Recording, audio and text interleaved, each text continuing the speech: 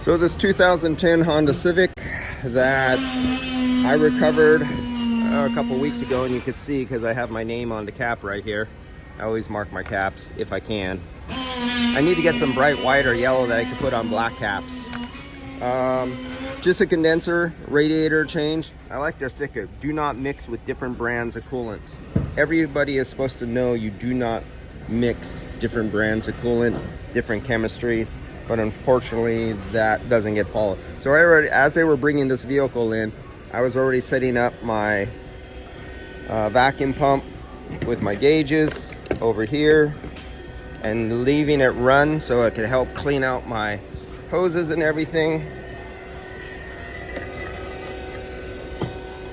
And yeah, I pre-start my vacuum pump when I can.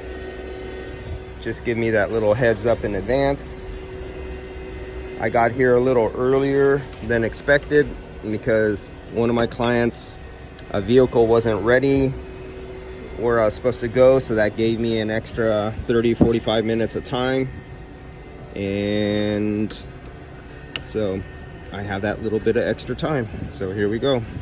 So now I'll start drawing a vacuum on this system.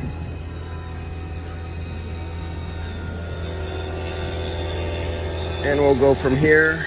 And I got some interesting, I'm gonna make separate videos, but I have interesting videos coming up. There's another Prius. I just did a Prius here last week and I made a video and posted it. Prius Prime. Here's another Prius Prime, another front end collision. It looks like a smaller front end collision because they did not contact any of that. And there goes that little leaky guy. All these guys are all a little bit on the leaky side. And so not much for me to do here, but here's something new over here. I think I did a video on Mercedes before, but here's an oddball. I'm gonna make just a video on this one. We'll come back to this. And as you can see, it's electric, and they got the crash avoidance thing and everything like that, LiDAR and everything.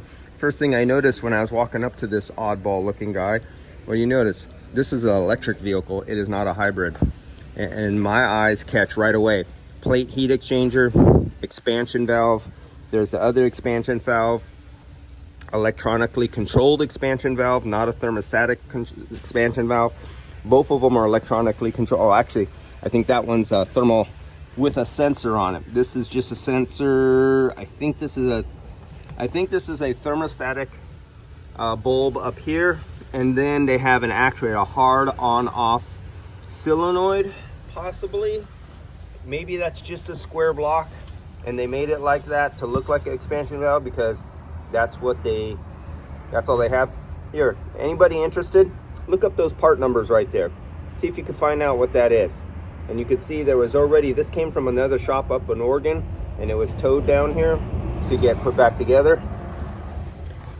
And so this expansion valve right there will be the stepper type.